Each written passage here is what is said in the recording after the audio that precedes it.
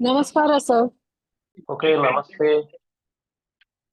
Uh, we were discussing what topic to uh, take up for today's session. I was talking to Vijay Lakshmi Avaru, and she was mentioning to me that the audience are mostly visual artists, and whichever topic I was coming up with, she was saying the audience are visual artists. I think if that is going to be a limitation, for other speakers also, we have a huge lineup of experts on swara, on music, on several other aspects. For example, there is a computational music specialist. Uh, there is a discussion on notation and many other things that is not going to be possible going forward.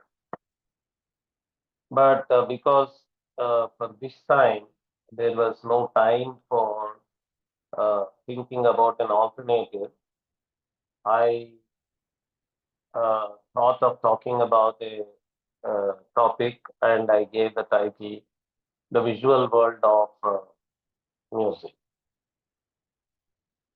Okay, is it right that you're all visual artists and you're looking for a visual topic?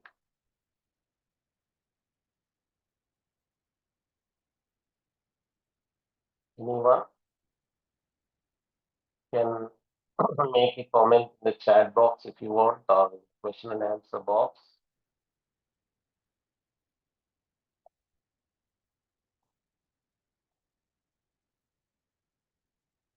Okay, so uh, the visual artist aspect of music is covered only in the Ragamala paintings, and there was already a talk on Ragamala paintings by one of the speakers. And there can be any number of talks on Ragamala paintings because it's a very well discussed, very well researched, and very well published uh, topic. Uh, but let me try to make you think of a few visual questions about music, not just for us, but things which you might not have thought or actually visual. We read and we write. The earlier topic for the earlier series in Gudiya Sambrama was Akshara. And we write Aksharas and we read Aksharas. We read Aksharas visually, and do you agree that these Aksharas, in fact, are drawings? They are pictures. So, being able to read Aksharas, split symbols, is being able to uh, understand visual representations of sounds.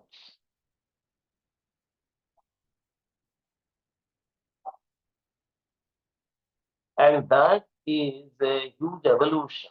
We had pictographical representations of speech articulations. There were pictographical scripts, we call them pictorial scripts. Pictures themselves of birds and other entities were directly used as representations of speech. There were uh, pictorial scripts used in Sumeria, used in some other parts of the world. And there is a whole discussion about whether the Indus Valley script is a pictographical script or not. And there are tantric symbols, which are actually pictures, pictorial representations of certain tantric concepts. And the early Brahmi symbols or early Brahmi script symbols from which historians have theorized coming of all the scripts in India were originally also pictorial representations. So even today, when people read all over the world, people read speech, people read languages, they're actually reading visual representations of speech sounds.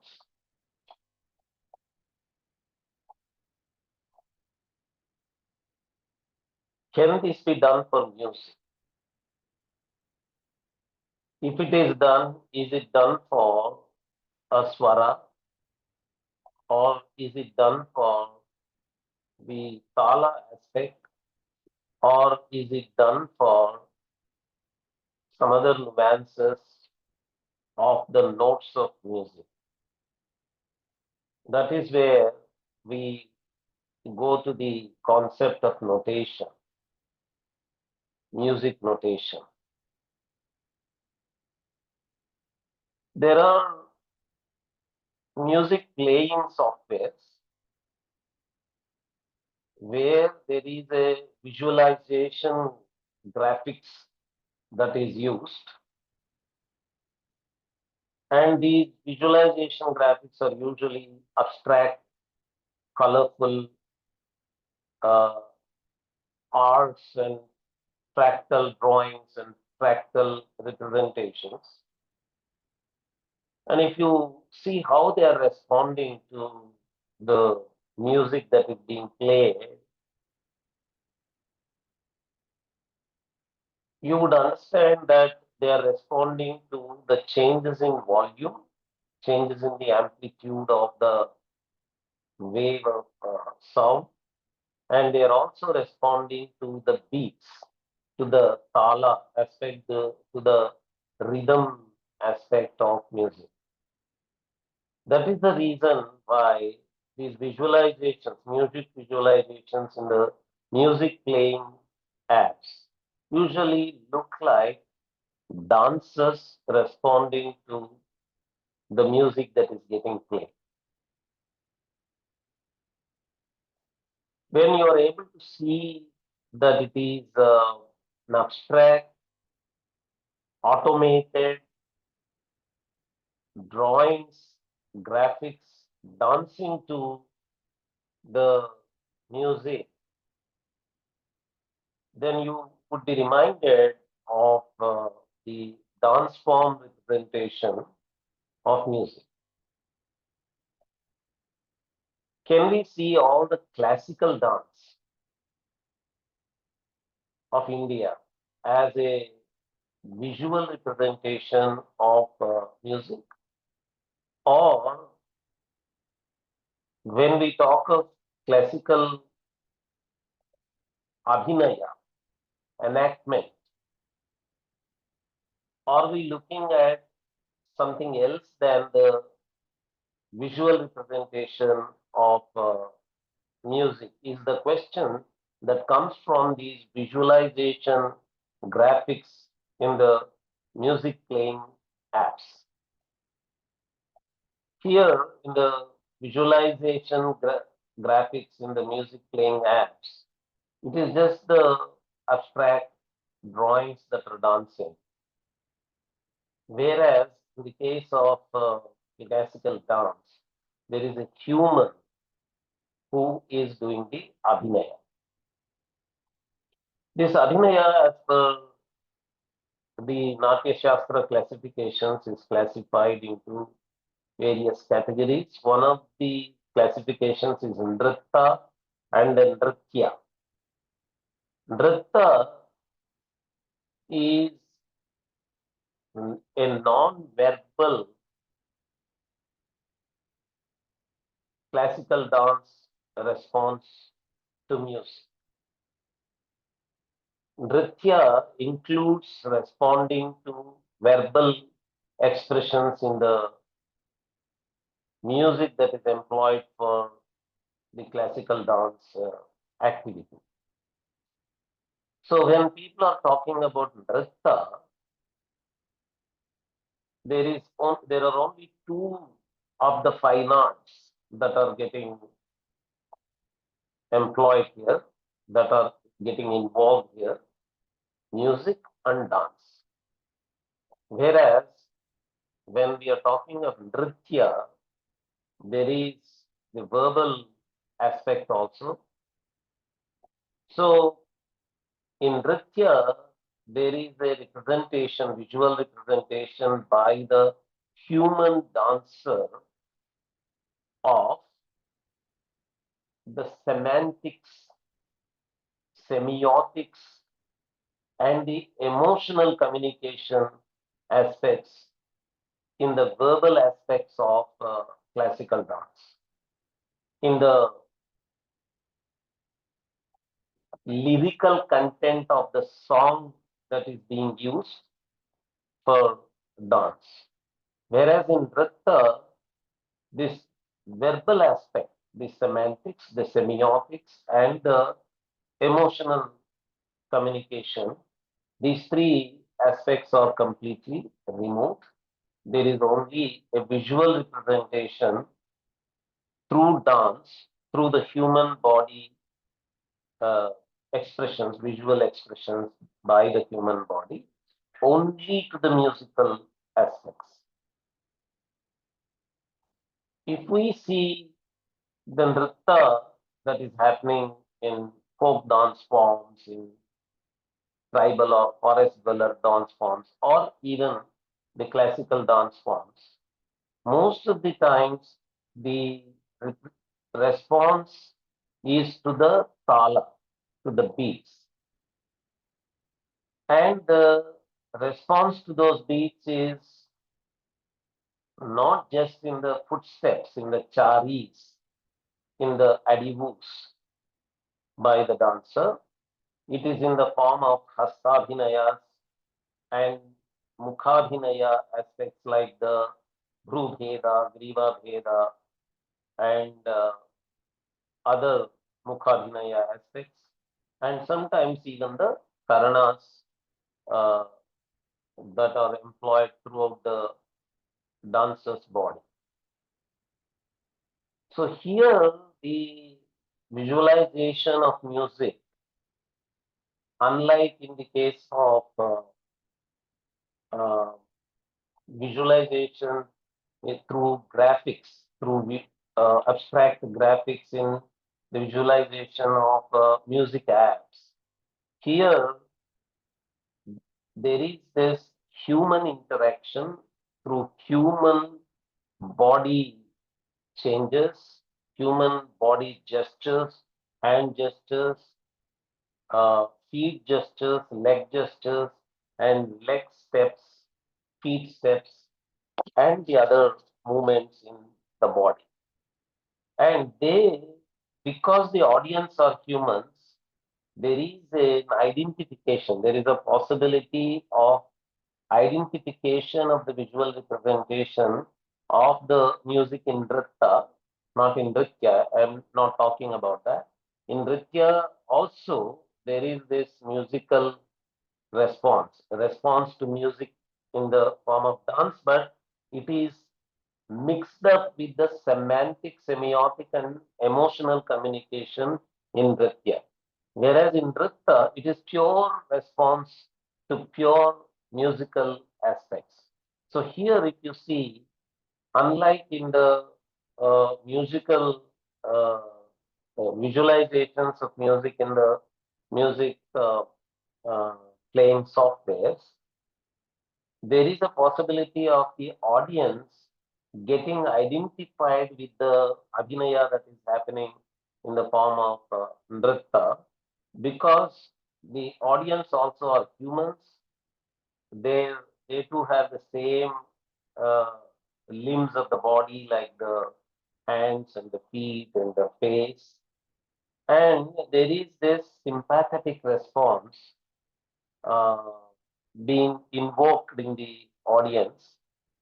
And anthropologists have worked on uh, this aspect of whether this is biologically ingrained in the human species. To observe this, they studied some primates, animals like chimpanzees and apes and others, which are very close to humans. And for this, what they did is they left some video cameras uh, in some forests where these animals are left free in the wild. But the occasions where they're responding to the natural musical sounds that are emerging from the natural forest movements of the trees and the breezes and the breeze through the uh, trees, plants like bamboos and so on, and some sounds that are emerging from the beating of a dried up branch to a dried up leather skin that is hanging and all that, and whether that kind of a music that is emerging naturally in a natural wild environment was able to invoke response in the primates was studied, and they were able to record through the uh, video cameras that they employed that there was a response. The primates were able to biologically respond to the music through certain body movements of swingings and so on and so forth. And there are studies that are happening uh, regarding what aspects of music are invoking these responses in these entities. Okay, so then now physical anthropologists and cultural anthropologists have identified that it is a biological tendency of humans to respond to music through the different limbs of their body, through certain movements, through uh, certain movements of the body, like swingings and so on and so forth.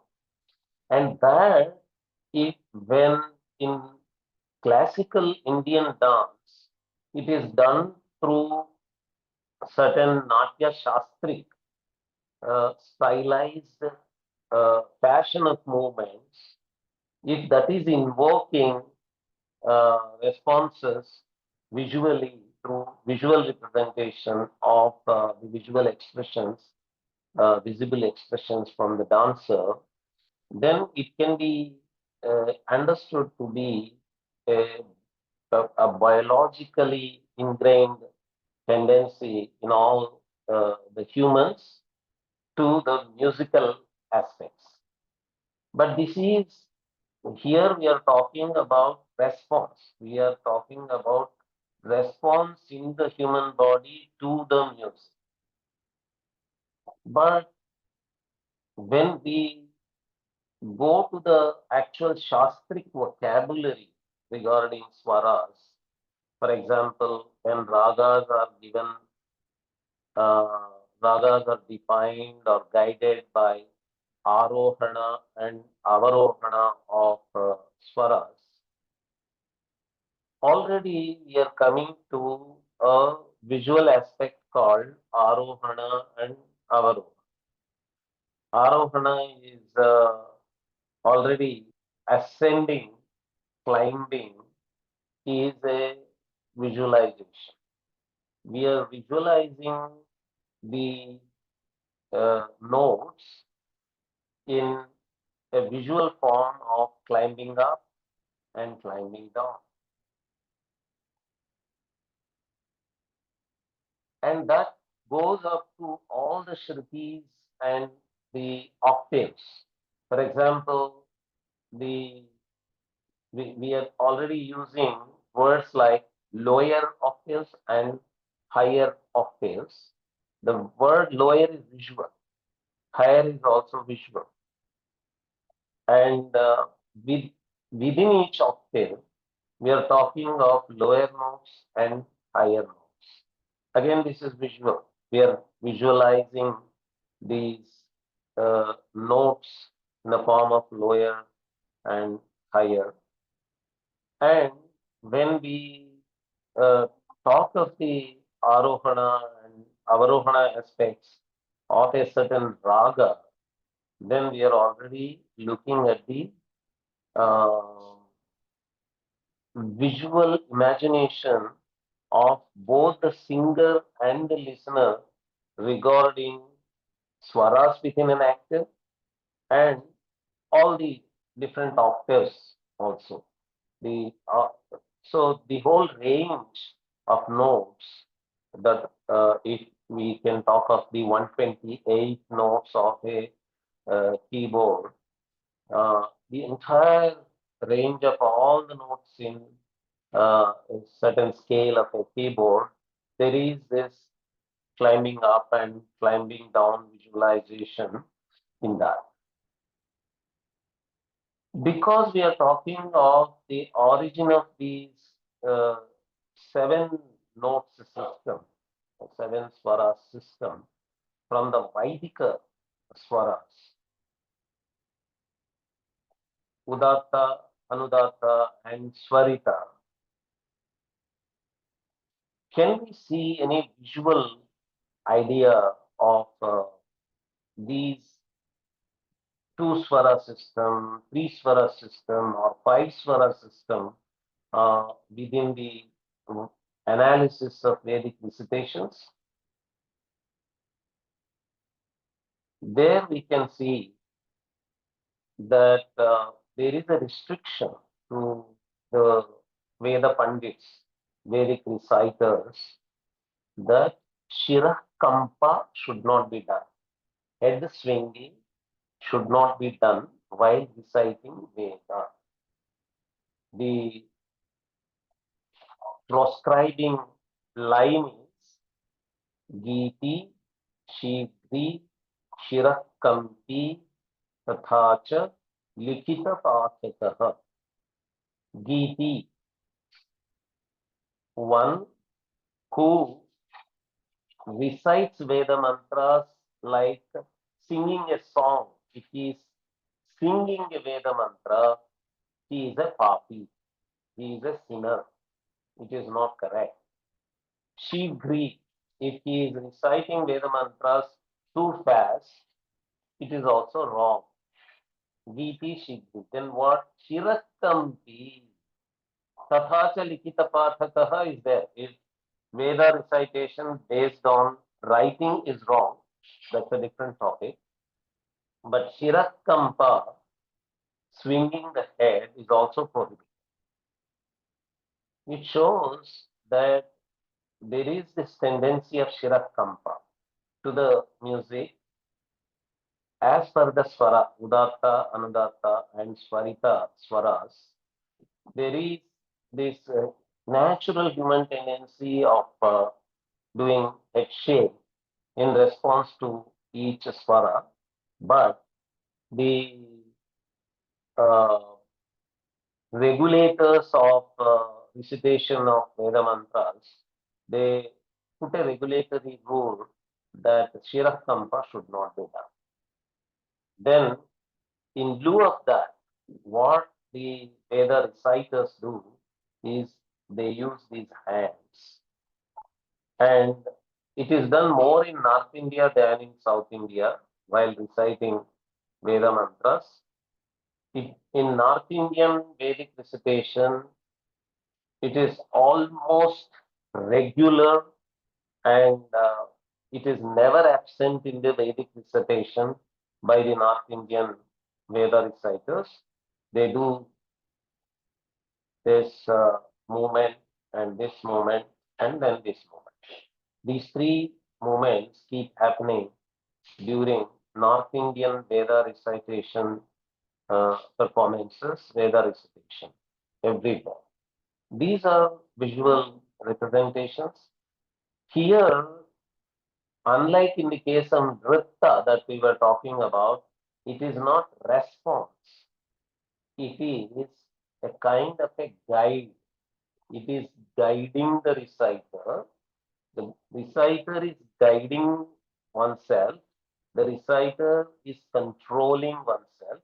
Reciter is controlling his own uh, swara pronunciation, swara production in the Veda mantra recitation through these movements. This is not an expression. This is not an expression of, say, for example, the meaning or the musical aspects of Veda mantras. It is a guidance, it's a control that the reciter is doing. And in uh, the South Indian Vedic recitations also, occasionally people do, particularly the youngsters do this kind of using hands for controlling their swaras, Vedic swaras. Uh, they are using it not to tell others or not to communicate to others what they are doing, but they are controlling their own recitation. But there was a time when there were avadhanas in Veda mantras. Actually, today we talk about literary avadhanas, poetry avadhanas in Kannada poetry, in Telugu poetry, in Sanskrit poetry, and there are Jaina avadhanas also. But all these avadhanas are later time developments from the original Vaidika avadhanas. These avadhanas were Vedic recitation avadhanas, and one of those Vedic recitation avadhanas was Netravadhana. What is Netravadhana? An onlooker Veda Pandit, he is also a Veda Pandit, is tested whether he is able to identify the mantra that the other person is reciting just on the basis of eyeball movements of the Vedic reciter. There was this test conducted. Recently, also, those performances happened in the areas in AP like Rajamandri. Chiraur Srirama Sharma Garu recently passed away. Uh, he was reviving Netravadhana in the Godavari district areas of Andhra Pradesh. And that is a very, I never witnessed it, or I only heard of it.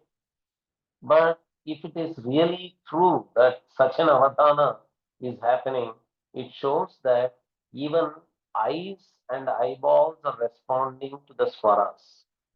And the uh, person who is tested for his ability to identify the mantra is being tested for his ability to understand the eye language of visual expressions for swaras. That is really amazing if it really happened and if people were actually doing. But there was another test of this visual expression through hand gestures for the swaras. If a person at a distance is doing this and the sound of the Veda swaras, Veda mantras is not heard, the tested person is made to sit at a long distance, such a long distance that the actual mantra is not heard by him, but he is only able to see the swara representations through hand movements by the Veda reciter, and he is tested uh, to see whether he is able to identify which mantra is being recited by the reciting person. So these visual representations were actually the tested person is so adept at his own swara used for different mantras that by watching the swara changes through the hand gestures, he is able to identify is able to identify the mantra. But a contemporary way of using hand gestures or stick gestures for controlling uh, the production of music, if you remember, I think you easily remember, all of you can remember, happens in the conducting of musical productions. And the stick that is used for conducting by the conductor, music conductor, is also doing the same. And the it is not just uh, uh, controlling the uh, entire group. For example, in a huge symphony, uh, the multiple instrumentalists working on the same instrument, and all the instrumentalists of different instruments sitting in the symphony group, the entire symphony group, are being controlled by the conducting gestures and conducting stick movements. This is a visual control of music production. It is not just helping the uh, Arohana and Avarohana type of musical notation controls. It is also giving a harmonization of all the different players into one single musical production. It is avoiding discord among all the participants in the group production. So it is this conducting visualization uh, by the conductor, the music conductor, is another example of a visual control. It's not a visual response. Whereas in Nritta, it is a visual response, it's not a visual control. But in the case of Vedaswara and gestures, it is a self-control. It is controlling the reciter himself. But here, in the case of conducting, the hand gestures and the stick gestures and the stick movements are is controlling the group that is uh, being controlled by the conductor. And we are able to see that there is all these visual expressions of music that are happening, which are completely non-verbal,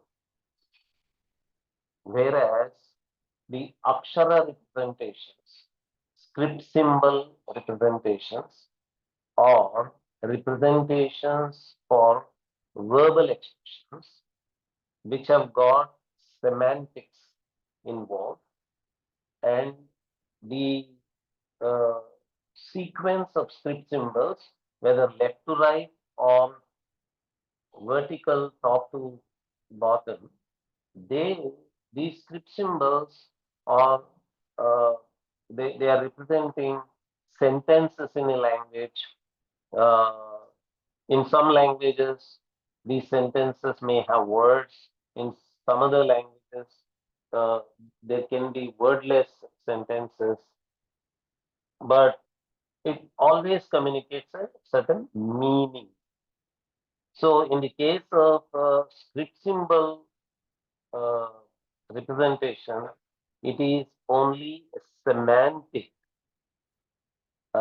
communication through words and sentences and so on and so forth. Whereas all these visual controlling visual symbols, visual expression symbols are all non-verbal, and they are related to the non-verbal visualizable aspects of musical notes, Sangita Swaras.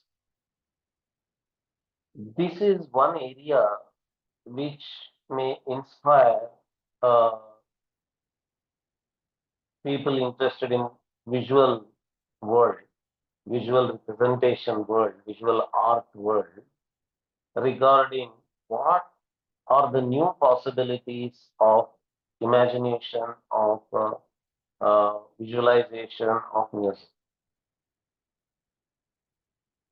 From there, people can go to the notation aspect. Notation aspect is the common ground between the script symbol representation and the musical representation.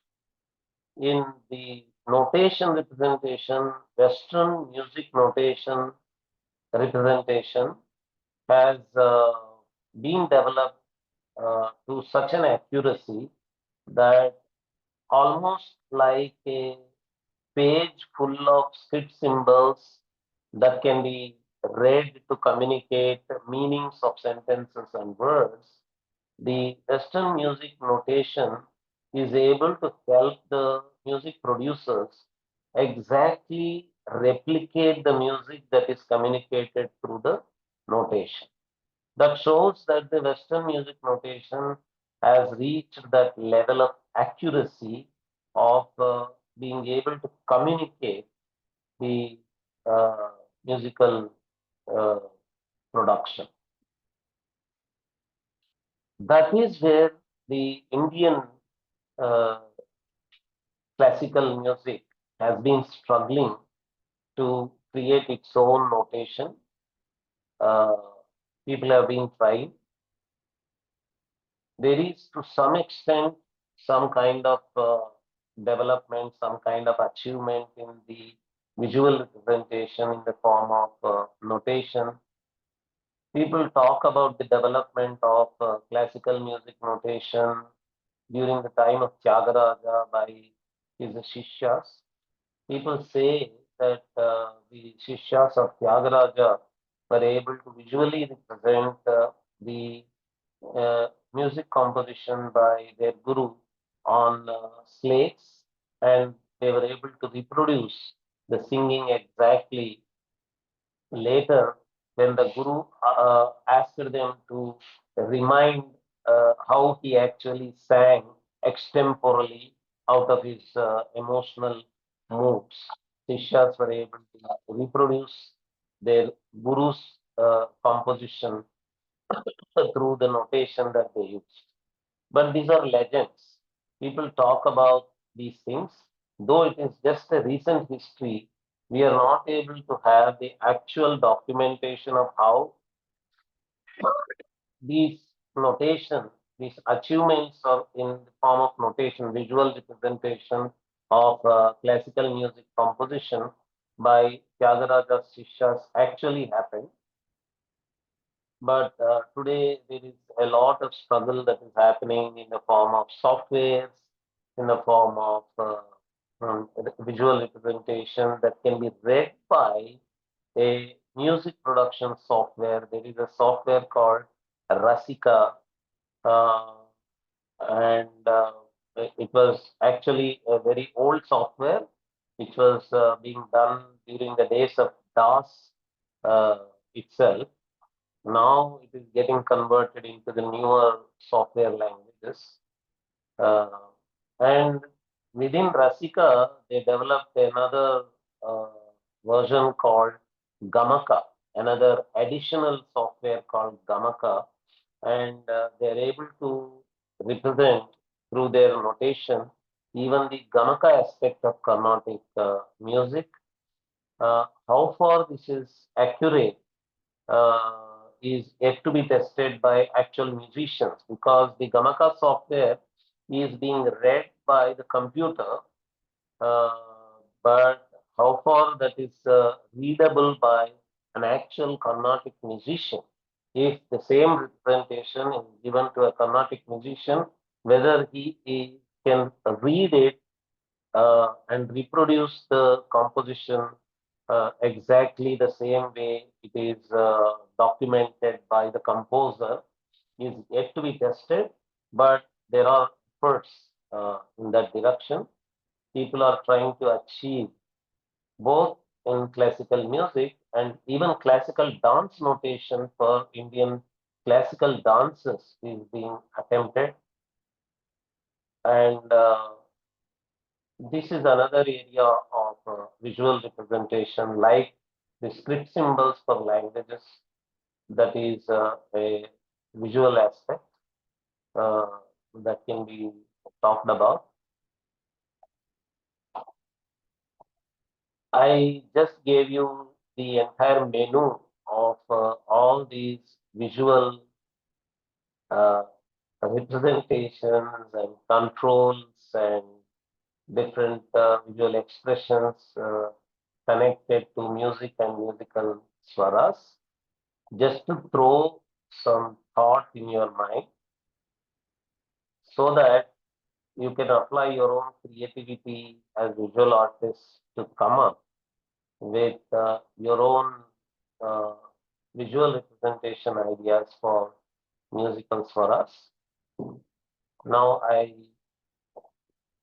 throw this open to questions, and then we can talk about things during question and answers.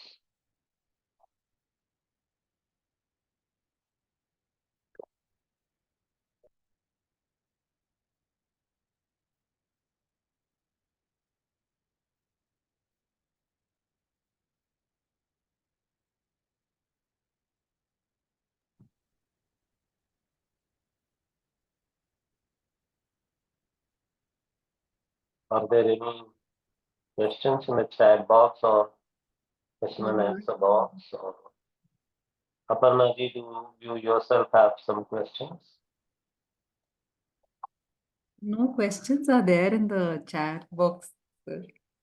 But, sir, is there any different the history when we talk about the history of studying sound? Now they are talking about impact on brain. Again, I'm coming back to what how modern science looks at sound. Is there a difference between the musical note and the chanting Vedic notes in terms of in impact? In terms of impact? Yes. Yeah, this is a non-visual topic. The, today's my focus was on visual world of music only.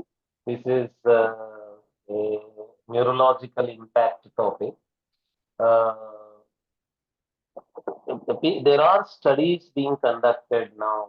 They are all uh, in some nascent stage regarding the impact of Vedic swaras on brain, and uh, impact of music on brain has already been studied. It is, but comparison of that to the impact of Vedic swaras on brain takes some more time, because the impact of Vedic swaras on brain itself, neurological studies on the impact of Vedic swaras on brain itself is in a very beginning stage. Once these two develop, uh, then a comparison can be done. But what we can see is that the uh, Vaidika swaras and the Indian classical, let us be very careful, Indian classical music swaras. I'm not talking about the way Western music notes are used in Western music pop forms like rock, soft or hard or metal, or any of those aspects. Only in Indian classical music, the all the studies show that on both sides, the Vaidika Swara side and the classical Indian music side, the whole world is within the Pranava pronunciation. Uh, and ultimately, every aspect of whether it is Vaidika Swara or classical Carnatic, classical Hindustani, production of music, everything merges into the production of Pranava. Pranava also almost becomes the sphere within which the activity happens.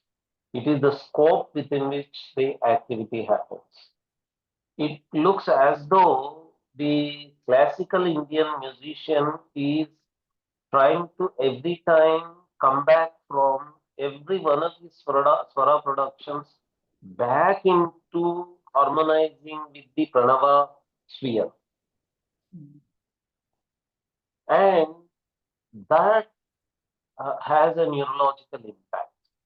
The uh, what otherwise people call harmonizing with the Shruti, harmonizing with uh, the maintenance of Shruti throughout, and so on, that happens in uh, the neurological, we can say, meditation,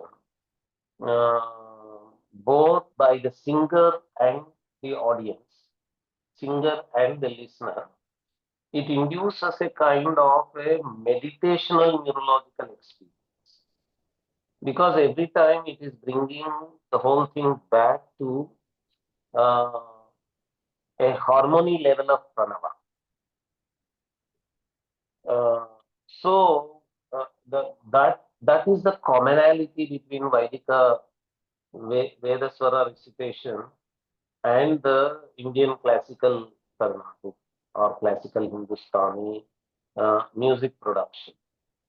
Whether this is actually consciously historically developed from the Vaidika Swara recitation to Samagana representation, Samagana production, through Samaveda and then to the Dhruvapada stage, and from the Dhruvapada into the later developments in the what they called the Deshi, mm, in contrast to the Marga Dhruvapada aspects, and those Deshi aspects which led to what today we call the classical. The interesting aspect is that classical is almost similar to Marga, mm, but this so-called classical, what we call classical today, in its 15th century stage, it was called Deshi. Annamacharya, who writes a book called Sankirtana Lakshanam, he calls his way of music composition Deshi. mm. But today, the same That's thing right. with all those features is being called classical. So that Deshiization, if we can call it so, that Deshiization was also maintaining the classical nature because of its association with the Vaidika Swara production. Unless people understand how the later developments in Indian classical music were all trying to every time go back to the Vaidikaswara recitation. They can't understand the historical interpretation of how Indian classical music evolved out of Samagana, evolved out of Samaga. Mm. That cannot be understood uh, unless people understand the pranava meditational experience that is invoked by any classical music concert or classical music production uh, in both the strands, Carnatic and Hindustan. Sir, just to Uh, take, sorry, sir, to interrupt. Just yeah, another follow-up question from this is in most tantric let me visualization. just check the other questions here. A Yes. singer at a modern concert waves their mic at the crowd to sing along. Would that also be a visual component? Yes, it is a component, but it is a component of asking to respond, asking uh, for a chorus aspect to be added to the singing. So, because the chorus aspect of singing also, right from the early 14th, 15th century Elizabethan music of England, chorus was always a very important part of music composition and music production. And in bhajan singing and other forms of Indian classical music singing also, because chorus is also a part of the composition of music. Uh, to ask for a chorus to join also becomes a part of uh, visual representation of or visual controlling technique of musical production or musical composition only. This was from an anonymous attendee. Samavedam is usually chanted in a raga. Uh, yeah, uh, but Samavedam, what raga it comes under as per the uh, classical musicological texts like Sangita Ratnakara or the later recent 17th century texts like Venkatamakis and other musicological texts, the raga classifications or raga names or the Melakarta ragas and whether it is Janya raga from one of the Melakarta ragas, all that is completely beyond the imagination of the Samaveda singer. So what we can see is that if some musicologist or a musician is identifying a certain raga in the Samaveda recitation today, it is a later development of the Sangeeta Shastra, which is being used to understand the uh, pure pre-Sangeeta Shastra development in Samaveda recitation. So then Veda Sridham is saying almost like music, right? Uh, I'm not able to get this completely. Almost like music. Uh, regarding what? Veda Sridham ji, can you complete that sentence for me to be able to understand from the. Okay, so probably it is a continuation of Samaveda is usually chanted in raga. Okay, almost like music. Yeah, okay, I understand. Yes, Samaveda recitation is almost like music. That is why uh, we theorize that classical Indian music has its roots in Samaveda recitation. Okay, now back to Aparna. Yeah, your So, question. in tantric practices and in somewhere we visualize the, when we do the matrika visualization or when we draw yantras, is there a connection between there must be, of course, between the bija, akshara, mantra and the yantra. So, how is that connection established? The yantra representations are not actually connected to the bijaksharas, but Tantra Shastra places the bijaksharas within certain locations of the yantra. Okay, uh, that both these, the bijakshara locations within the yantra and the design of the yantra, both have a common origin. They have their uh, common origin in the uh, conceptualization of uh, the inner world of bhutas and the processes of bhutas uh, within the inner worlds of sadhana, inner worlds of meditation. The fullest form of that is in Sri Yantra, for example. That is why, because it is the fullest form, it has got the slots available for the entire Varnamala to be placed. Whereas the subversions, shorter, limited versions of Sri Yantra that we see in the other yantras like the Bhuvaneshwari Yantra and other yantras, they have slots available only for uh, the limited phonemic sequences of that limited mantra, unlike the unlike Shri Yantra, which has scope for the entire Varnamala to get represented. So why the entire Varnamala gets represented in a yantra like Shri Yantra can be, and why not in a yantra like Bhuvaneshwari Yantra or any other yantra, can be understood only when we understand what aspects of inner uh, world, inner lokas are being communicated through both the yantra and the bijaksharas. Uh, that is not the scope of this talk. So, and, as per the Shastra, I'm not supposed to go into those details also during such a talk. So, let us stop it there. Yes. Somebody else. Hmm.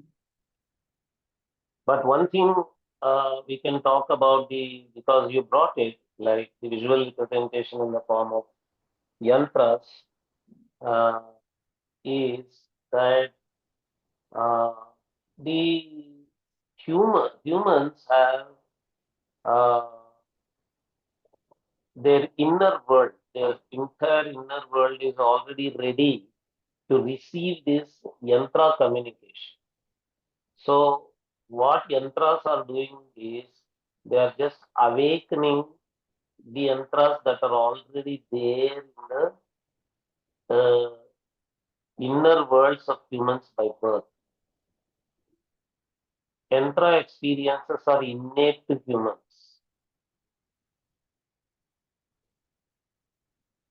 and the out, outer yantra only invokes the inner yantra. If this is understood, what music does also can be understood in the same ways. It is just an invocation, it is just an awakening. There is nothing new being created from outside, either through music or through yantra.